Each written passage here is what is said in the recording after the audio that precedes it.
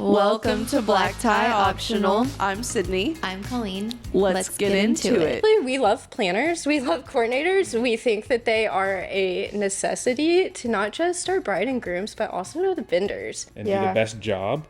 Yeah. Take the best photos or video. We can't be the go-between between everyone. We can't solve all the problems. That's not what we're there to do. Instagram and TikTok is telling me I need this color pattern and I need this certain floral. And it just seems like a hodgepodge of just like things that, again, it's like, is this really who you are? And I think like we all as vendors sometimes need to have that little gut check of like, am I shooting a certain way, or am I stopping a wedding day flow, or doing something like out of selfish, like for my portfolio. I am so excited to have these two on the podcast today. I can't wait for all the things that we're going to talk about. But I'm going to just start with them, let them tell you who they are and everything like that. Okay, so we are Paige Co. I am Paige, and this is my husband, Josiah, and we're a husband-wife photo video team. Yeah, I'm the Co. I'm Josiah. Yeah, so when you guys started, were you just like solo and then you came on, or how did that happen? That's a good question. Josiah was smooth. And our start to filmmaking was also the start of us. So I started filming weddings in college. I didn't even own a camera and booked my first wedding. So that is like manifesting like all right there. Like I'm gonna do this. I know. I was an Don't do art. that. Don't do that. I don't recommend that. Know what you're doing before you go film somebody's day. But yeah, I was an RA in college, and one of the girls on my like hall in my dorm, they were like, "I'm getting married. I know you've dabbled in this," and I was like, "That sounds fun. Like I'm gonna do that." And for a college kid, I think I charged like $300. But like that's amazing money. You're like, what fun! I get to go to a wedding, and I was like, I was gonna go to this wedding anyway, and I'm like getting paid what I made like in a month tour guiding. Paradigm shift. Make money to go to weddings. Yes, I was like, let's go. So anyway, that started in college, and then it just like snowballed, and like her friends started booking me before I even had a brand, an LLC, anything, and I was just having fun with it. And then after I graduated at college, I got hired on to do videography for the university, like where I went. That was like a whole other story of how just like doors open that I couldn't explain. And so that really helped like experience wise. Oh, yeah. It was so fun, and I couldn't like imagine doing anything else, but my degree was in English education. So it was like totally like opposite of like what I thought I was gonna do with my life, but now it's like there's no way I could be a teacher. Like this is what I love. And so we just kept going with that, and Josiah started coming. We met at a wedding. Do you want to tell that story? So this started off as friends. Yeah. Our best friends got married and paired us to go down the aisle together, and we were the only fun, cool ones there, and we had a good time, and we started just to hang out and have fun. So we just kind of got to know each other as buddies, and COVID happened, and going to college, I was stuck at the dorm and started to think maybe we were more than friends. Yeah. And you're off doing your wedding thing and wanted to spend more time with her. So hey, how about you teach me how to video, right? Yeah. I didn't know what I was getting into there, but so he asked while I was just kind of doing my thing, working for the university, filming weddings on the side. That was his way to kind of slide into my life. He was like, "Oh, like we did this wedding, like we had so much fun doing this, and you film weddings, like can you teach me?" And I think the very first time we hung out, I showed him my camera gear. Like that was our like first date, like, get to know you. I was just like, here's my Canon 80D. Aren't I so cool? Anyway, but he stuck around, and then we started dating, and then I started bringing you to weddings, and you hung in there all through dating, engaged, married, and just as we grew. Yeah, I've always helped with weddings, but I always had my own job and would help on the weekends, and it really is a fun like date day. It really is. Yeah. I mean, it can be stressful, but and I feel like you get to know somebody very, very quickly. Sometimes weddings can be a little stressful, and so knowing like how to respond in those moments it's like to the point now to where we can just shoot each other looks and he knows exactly what I'm thinking and like vice versa. And so it's cool to just good problem solving into your marriage too. You know, communication, everything. We don't have kids yet, but I see it sometimes with our dog. Like we'll be like stressed out and it's like, okay, you go do this, I'm gonna go do this. It's funny how we just have like those natural roles because of this. Oh yeah, wedding stress definitely converts to marriage pretty well, or life in general. So if you can walk through a stressful day or a stressful summer with a bunch of stressful weddings, life and marriage can be a breeze if you learn to work well together. Yeah, that's true. Yeah.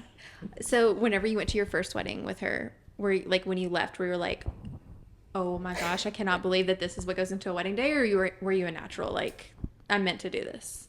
I feel like talking to people comes easy, but it was completely green. Had no idea what was going on and walked away just being like, that was crazy.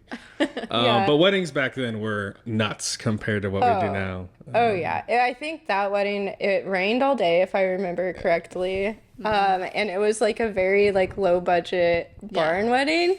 And so it was already kind of like a chaotic day outside of like what a normal wedding day is for us now. You want to see some crazy stuff, go to a barn wedding. Yeah. But he did do really well just like helping me. He was very like attentive and like he didn't know exactly like the flow at that point. No. And I had like just started learning it, but he was very quick to be like, oh, okay, like ceremony's about to start. I'm going to go set these tripods up and I'm going to be manning these. And, you know, he was just very quick to be where I needed him to be. So speaking of wedding days and stressful, you had a post go viral. Yes. Let's talk about that. Yes. So funny how like the things you don't expect to go viral go viral. Recently I made a post because we decided to change our packages to where we now charge a no planner fee. And which is so smart. I don't know any vendor that's gonna be like that's so silly or anything like that. Yeah. But explain for those who don't know what is a no planner fee. Okay, so a no planner fee is essentially if you do not hire a professional planner or at least like a day of coordinator, then we charge a fee. So we charge hourly. So every hour of coverage, we have like a set amount. So like if it's an elopement or micro wedding that we're just there for like 3 or 4 hours, like they're naturally gonna pay less than like if we're there 8 or 10 hours and like dealing with that stress for a longer period of time with more moving pieces.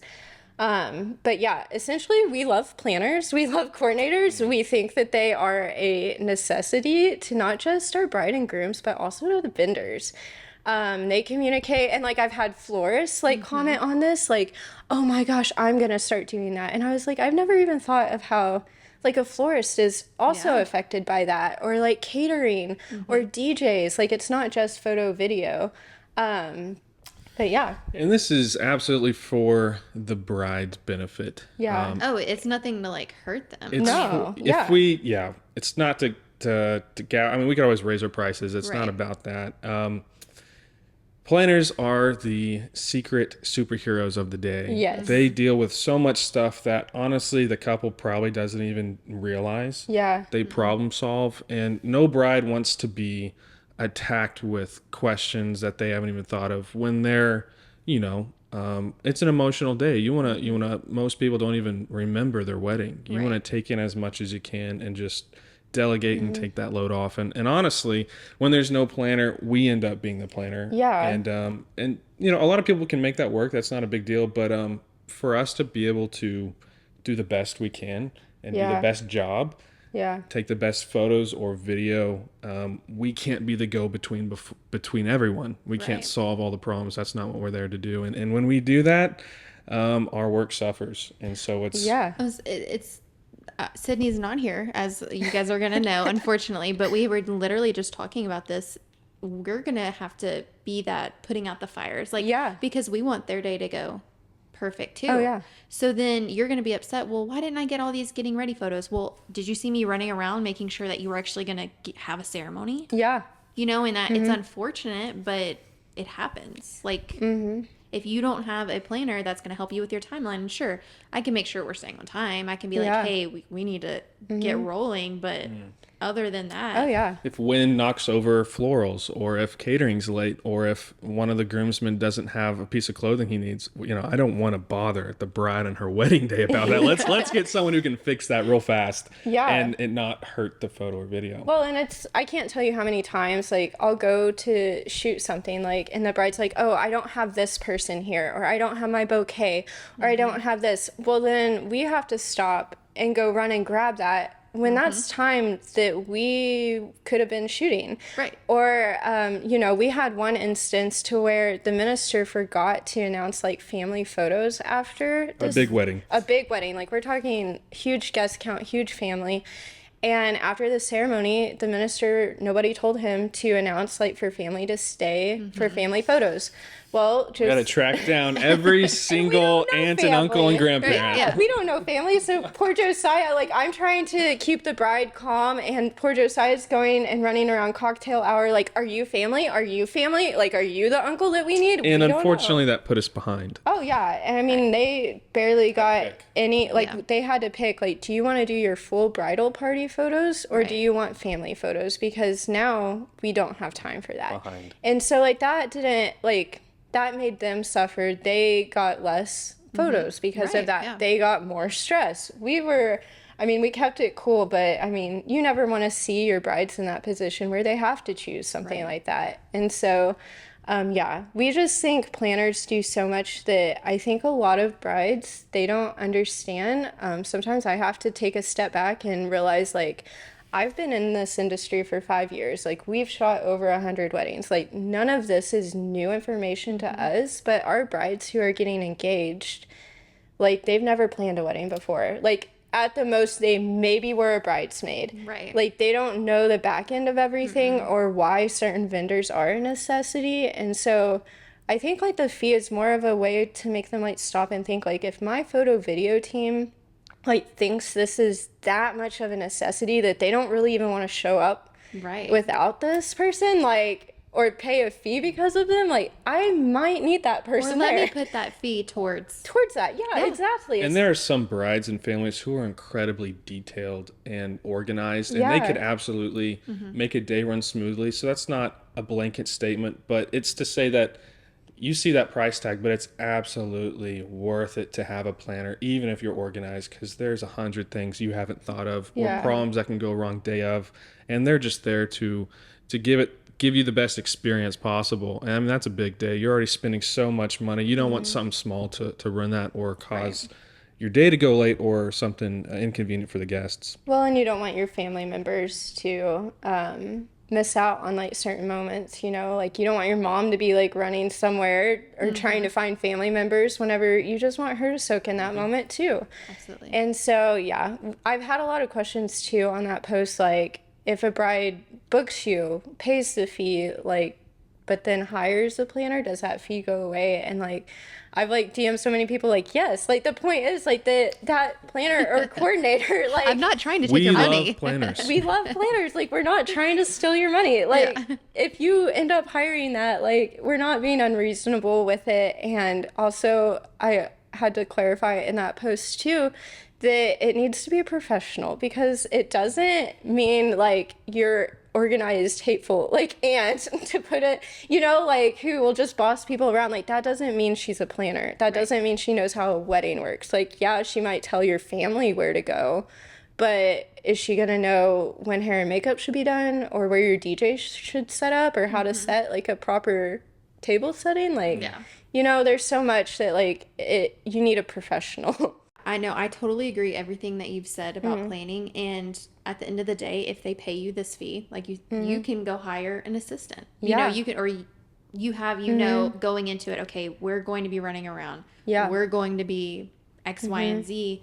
And you're not getting there the day of. And then it's like, oh. I feel like it also compensates for, like, the work that you have to put in even before the day even starts. Because I noticed with my brides without a planner, I've had some brides that literally will email me every month, and it'll be questions like about transportation, or about like, oh, we need to change this in the timeline because this person can't make it, or my family members need this, and it's like so many emails, which I'm always happy to help my brides. I'm always happy to like give our expertise and, guide them. But it's like, at the end of the day, I'm a photographer, I'm a videographer. I can't tell you about transportation or what your venue allows.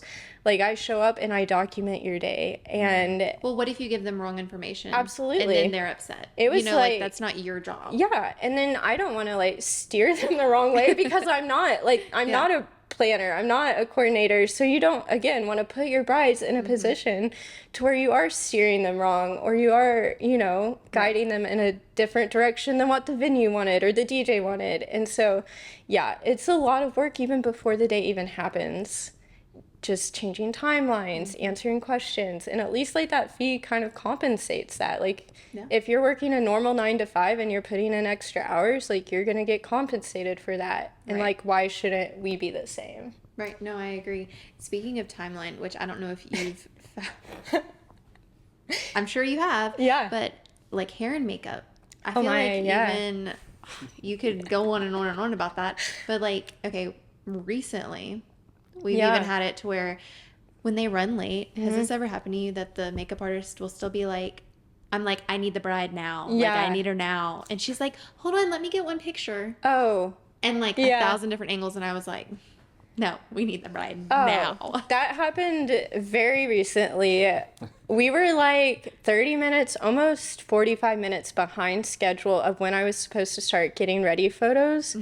And I had literally, like, I try not to hover, but I had nothing else to shoot. And I was sitting in the getting ready room and I was like, when are we going to be done? Like, I was just sitting there. We were running late. They were running so late. And then the hair and makeup, like, they knew that. And finally they finish, and then I'm like, okay, we really need to get going. Like, let's go. And she's like, wait, I need to get a reel for social media. And like, at that point, it's like, why are you doing what you do? Like, is it to benefit the bride? Because it's not benefiting her right now. And I think like we all as vendors sometimes need to have that little gut check of like, am I shooting a certain way, or am I stopping a wedding day flow, or doing something like out of selfish, like for my portfolio. You gotta read the room. You gotta read the room. You gotta also like understand that like this is somebody's like most important day of their life. Like, it's not about social media. It's not about impressing other vendors. It's about the bride and like performing the best that you can for them. And at that moment, I was like, you've already thrown us like almost 45 minutes behind. Now, we love hair and makeup. Yes, they we do. are an absolute necessity to a good day. They hype up the bride, make it look beautiful. Love them to death. Yeah. There's some great ones. Oh, but if you start a day off on the wrong foot, it tends to carry over to other parts of the day. Yeah. And if you start off late, that puts a lot of pressure on us and the bride, and that it can be a little frustrating. And again, now they've not even missed, but you might have to rush those moments that could have been like organic moments that now you're like, we have to get all these moments that you wanted. Well, it's nice, she has the hair and makeup and everyone looks beautiful, but let's take pictures of those things, right? To put on their walls. And I think I actually was just talking to one of my makeup artist friends in the industry, and we were kind of talking about that. And I think, again, it all circles back to having a planner, because she said a lot of brides will book her for like a certain amount of like people, and then they don't think about what time like the venue lets them in. And so they're like, she's like, I'm supposed to get like 9 bridesmaids done in 3 hours, right? Like, the bride doesn't think through like that, and then the bride won't tell the makeup artist that until like the week before, and then she's left like, I have to hire an assistant now, like, and if there was a planner, like, most of the time these things would have been thought through of like, okay, your venue only lets you in at this time. Well, you need to initially book your makeup artist, but also book like an assistant, or have your bridesmaids have like a different avenue of like doing their makeup. So again, a lot of these things I think could all circle back to a good planner. Easily be resolved from a planner. Yeah. Okay, so obviously we're all planner. Yeah. But have y'all run into like not great planners? Yep. That's why when you said professional, I wanted to be like, professional. Like, seriously. Yeah. I think that we've never had like an experience with a planner. It's usually a net positive. Okay. All across the board. Rarely is a planner hurting the day, but we run into some issues when it's family or a friend. Yeah. And they don't really know what's going on. They just, a lot of times they're very sweet and like they want to help and you can like sense that. But again, because they are not professional and they don't know the flow of a day, a lot of times it ends up us having like one more person to tell what to do and to guide. Like, it's like, okay, well, this is what's about to happen. And the planner's like, oh, okay, okay, so who do you need again? And I'm like, it's on the timeline that I created need. this timeline, right? Yeah, and so, or it's just like they have the best intentions, but again, they just don't understand the flow just yet, or they're very like green, and it's just like, well, what do you, like, just constantly like coming up, well, what do you need, or, you know, and we love that. Which we love planners who are attentive to things we need. Yeah. Because that's a better planner than someone who's MIA. You know, we have those. Those are probably the worst. We just don't know where they are, and you just do stuff yourself. But y'all, I have literally gotten a timeline from a planner 3 hours before the wedding. Oh yeah. And I'm like, you're just texting me this, and so which, you know, of course, I've already been in contact with the bride. I got it from the bride, but the bride paid that planner. You know what I mean? Like, you should have gotten this to me before 3 hours. Yeah. Before the wedding. Like, that's just irresponsible. Absolutely. Yeah. And I think too, like, there's some planners that, again, are more concerned with, like, the portfolio piece than helping a day go smoothly. And we've ran into that to where they're more concerned with, like, how the flowers look or the table settings look than, like, how is the bride doing? Or, like, where is the bride? Are we even on schedule? Like, are we on Does schedule? anyone care about that? You know, like, they're just, like, and I, again, like, totally love, obviously, and respect planners who are very attentive to detail. But again, it's like a well-rounded and professional planner who like can balance those things. Can balance that, you know? Say, like, there has to be like a happy medium, and it's like, yes, we need and love all that, but like, what's the most important part? You know, like, our day can go on without this, but it can't go on without this. Absolutely. Hey guys, just wanted to take a brief pause in the episode to tell you thank you for supporting our podcast. It would mean the world to us if you could subscribe to whatever platform you are listening on. Let's get back to the episode. I agree. We need planners. We need good hair and makeup. And even hair and makeup, I always tell the brides, like, have someone who actually does wedding hair. Because in a salon behind a chair versus a wedding person, like, two different. So now going into a different avenue, what do you think about social media and like brides' expectations and just all these trendy things? Like, how do you guys deal with that? Yeah. Oh gosh, TikTok. Our brand like slogan is for the authentic and timeless, and I think that those words can be overused, but I think we really do mean them. And I feel like when a bride sends me TikToks, especially of like video shots, I'm like, are we doing something that is authentic and timeless to you? Perfect. Yeah. And so, and it's not that I don't love seeing like ideas or creativity, or like if there's a new shot that it's like brilliant and it's like, man, I never thought about shooting a moment that way. Like, I totally want to try that. But if there's like something that's just like, I want you to copy and paste this shot or this trend, then I'm like, is this really you? Like, is this really who you're about? Because especially I feel like with video, like, I'm telling their story, and I want it to be authentic. I want it to be something they look back on 20 years from now. They're showing their kids and they're like, that is exactly like our story, how we fell in love, why we're in marriage. Like, that's a huge thing for us, like advocating marriage and advocating just like the why. Yeah. And so whenever they like send me all these trends or like their whole wedding, it kind of feels like is like copy and paste off of like Pinterest or TikTok. I just like kind of get sad because I'm like, a few years from now, like, are you really gonna look back at your wedding day and say like, that was true to me? Like, that just, those colors screamed who I am, or that shot was something that, you know, like, I've had really introverted brides and they want to do something wild, and I'm like, is that really like you? Like, I feel like I'm forcing you to do this even though you sent me that inspiration. And so anyway, it just is like, sometimes frustrating to see that, and also frustrating as a creator to like be put in a position to where it's like I want to please my brides, but I also want to be true to them, whether they are or not, you know? And so it's also funny because Josiah doesn't have TikTok. He doesn't like personally have a Facebook, Instagram, never has. So a lot of times I like tell him things of like, oh, this is trending, or like, oh, like I saw that on this thing. And he's like, I have no idea what you're talking about. I'm curious, how old are you guys? I'm 27. I'm 25. Yeah. Okay, so that's interesting. I would like expect you to be older and not. It's the beard. It is the beard. Well, I'm saying older because you don't have social media. Like, oh yeah. Do you know what I mean? Also, secretly an old man. He is. There you go. He is about. I'm just concerned about my chickens. Yes. Consumes a lot of thoughts in my mind. Wannabe homesteader. And so it's funny because he is just so I've just content. never cared what people think. Usually. No, so Zach, my husband. Yeah. Same thing. Doesn't have social media. It's hilarious, and it's so fun because like it keeps me humble too and kind of grounded, because last summer we got like featured in like Anthropology weddings, and I texted him and I was like, oh my goodness, like this huge thing, like just shared our photos, and he was like, who's that?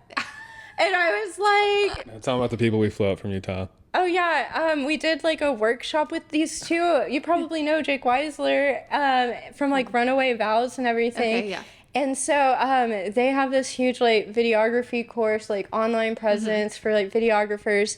And so we flew them out for like a workshop. They're a big deal. They're a big deal. And Josiah totally didn't even know their names. I called them the wrong name all day. So He has a way of keeping us all humble because of it. But I think you struck a chord though about social media. It's a necessary evil, I think, and it doesn't have to be something that's bad. Yeah. I think it can grow and spread good things, and I think we utilize that to our business. It's great marketing wise. Oh my goodness. That's honestly how we all find out about everyone. Absolutely. Yeah, absolutely. And I'm learning to appreciate it in certain ways. And sometimes it's fun to see a bride get excited, even if I can't relate to that. But usually it's really cringy when it comes to things that they want to do. Yeah. And it may not help, or we even add it in our video. But you mentioned authentic and timeless, and we think highly of marriage, and unfortunately in today's society sometimes it's not as valued as we believe it should be. And to have a good marriage, you need to be authentic and true to yourself. And so we want to present a video of high quality, and when it comes to marriage, we want to capture the nicest, prettiest weddings we can to show how beautiful it can be. And some of the best weddings we've been at are, you know, $500 weddings, and you just see the love. But when it comes to capturing, we love the luxury market and seeing how beautiful it can be. But if we could even just help a couple marriages succeed, like every day, once a year, twice a year, look at your video, just remember like why you fell in love. We think that's very important. And even like the point you said about, is that going to be cringy? Because I'll do some things too where it's like, things photograph differently than video sometimes. So like every time when the photographer's like, kiss with your teeth, I'm like, not for me though. Oh yeah, absolutely. And like we are totally the type of videographers who will walk into it a day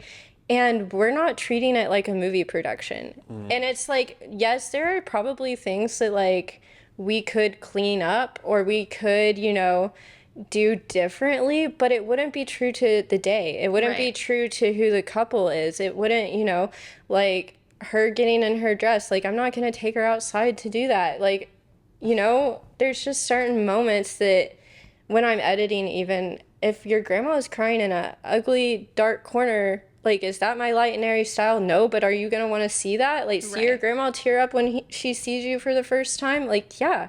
Like, that's true to who you are and a part of your family and your story, so I'm going to have that. The day. Yeah. So we're there to, like, document the day. We will coach our couples. We will hype them up. We will make sure they know how to pose. But I do think that there needs to be room for them to be themselves and to be authentic, and I think social media sometimes, like, also puts pressure on our brides. And I think that's where we get a lot of confused brides of like, I don't even know what I want my day to look like because Instagram and TikTok is telling me I need this color pattern and I need this certain floral and I need to be, doing this, fun dance and this and this. And spending this much money. And it just seems like a hodgepodge of just like things that, again, it's like, is this really who you are? Is this like something that like you and the groom would do for fun, like in private? Like, right. Would you guys dance like on, a night out like that? Like, is that who you are? Right. That's what I literally last week filmed an engagement session, and I always ask the couples ahead of time. I'm like, hey, are you guys like PDA couples? Like, does that come natural to you? Because I don't want to be like, kiss each other and you're like in front of me. Make out, let me capture that. That's awkward.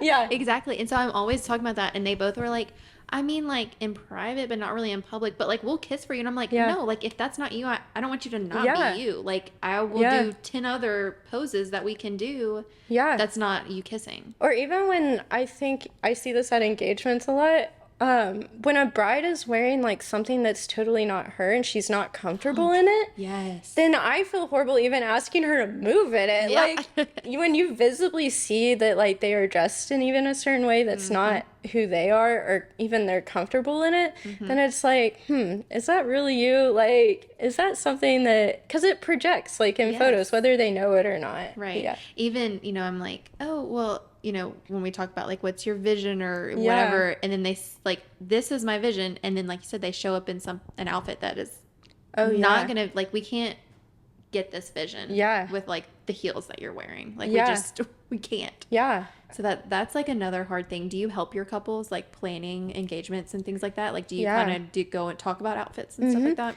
Yeah. I just recently started sending a session guide, which I found really helpful.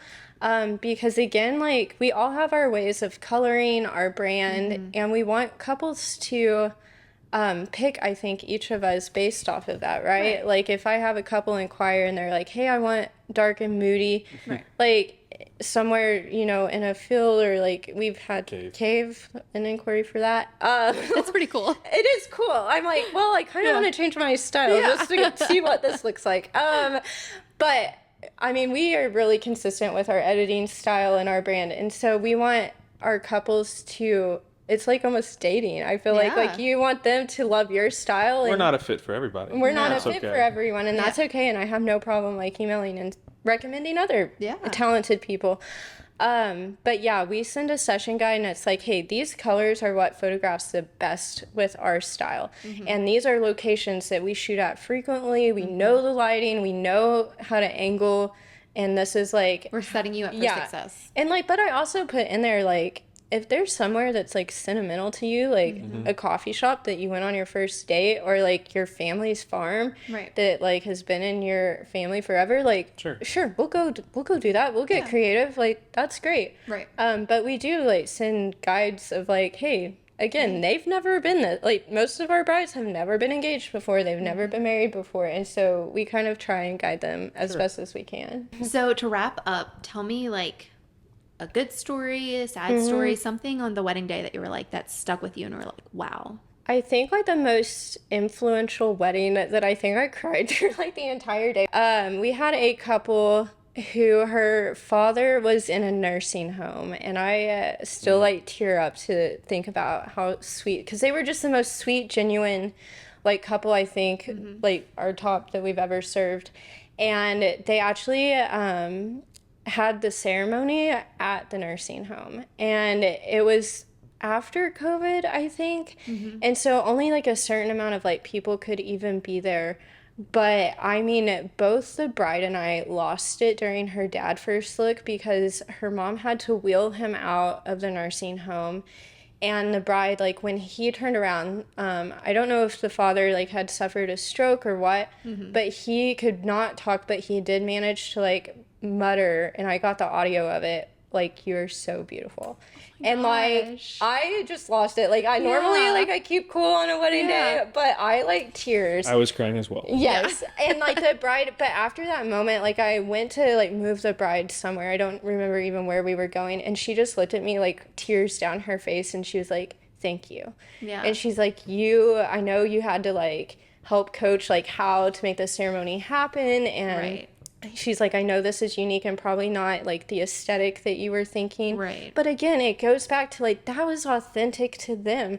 And like, it didn't matter that like a nursing home wasn't like this huge $50,000 venue. It was like, to this day, like one of the most beautiful weddings that we've ever like photographed. We did both film and photo for that. And just to like have the bride, like after such like a heart-wrenching like moment, like turn to me and like thank me, I was like, no, like thank you for letting us like document like, this. Us. Like the fact that you allowed us into this space that I know was like very fragile and very like delicate and like close to her heart and her family's heart, like to, I don't know, like it still gets me that like so many brides like trust us to enter into these like intimate spaces of like learning their family dynamics, learning like about their story. You know, like a wedding day, you know, you find out a lot about your couples, whether like good or bad. Good or bad. And it's just like always like, it just like, I don't know, it grounds me to think about the privilege it is to enter into somebody's space in life, even if it's just for a day, because that day speaks volumes to who they are, who their family is, like where they came from, where they're going. Yeah. But like thinking of that, like how you said that you captured his like audio, Yeah. that is why, I mean, I know y'all are photo and video and I'm always like team video. We don't get enough credit like photo, you know, but like the photographer would have captured that and it still would have been beautiful. But like, thank goodness that's why we need audio. That is why you need to have a videographer. That's like that audio that they get to treasure that forever. And I think it was also at that wedding that it was like, I just cried through the whole day, I think. But during the dad-daughter dance, her and her mom like danced and like had like a video, I think, was it, of like her dad playing, like they projected like a video of like her dad while her and her mom like danced. And like again, like they're like, that's the power of what we do. And like to the power of storytelling, like you're saying, like it is. And so it's like, I don't know, such a privilege again just to be able to do that, and to also think like, not to be sad or morbid, but like, what if like that's the last like "you're so beautiful" that she hears? Right, exactly. And I captured that audio. I know. And so like, you never know, like life is so fleeting, and again, like a big part of why we do what we do. And so like to go into wedding day and again be authentic to who our couples are, and to capture like those little moments of like audio, again video, you only get it with video. Like, it's so important. It just gives such meaning to, I think, what we do. I personally love the crazy, weird stories you walk away from a wedding going, what the heck just happened? Yeah. But the real win and the reason why we do what we do is to see two people who deeply love each other, you know, make a covenant to themselves and God. And it's moving to hear vows and that be your job. Like, and you probably understand too, but in marriage, like we are married, you are a husband-wife duo, like it's not easy. Like we even have off days, and we've been through some stuff, and sometimes like it's even healing for us to go shoot a wedding. And like if we're even have an off weekend or something is going on in our personal lives, and we hear a couple or like an officiant like remind us the marriage, like the meaning of marriage and like the meaning of vows, then it's like such a reminder, even like I think to us, of like, okay, like yes, we do business together, but we do life together. Right. And like, I agree. Marriage is such the best. Yeah. It's hard, but it's the best. Yeah, you definitely want to hire someone that really champions you and your marriage. And we get really excited about that. Yeah. And it's a win when we get to hear their vows, and when they wrote them themselves. Yeah. Is usually when I'm tearing up behind the tripod. Yeah. So, that's a W. So tell them where they can find you guys. Yeah, so we are on Instagram as at Paige Co Productions, our website, www.paigecoproductions. We are in Northwest Arkansas and Branson area, so definitely check us out. Yeah, absolutely. Thank you guys for coming on today. Thank you. Our pleasure. Thanks for having us. Yeah. See you next time. Bye. As we finish this episode, we want to say a big thank you to all of the support on our podcast. You can find us at Black Tie Opt Podcast. We are on Instagram, Facebook, YouTube, and Twitter. Thank you so much for supporting our podcast.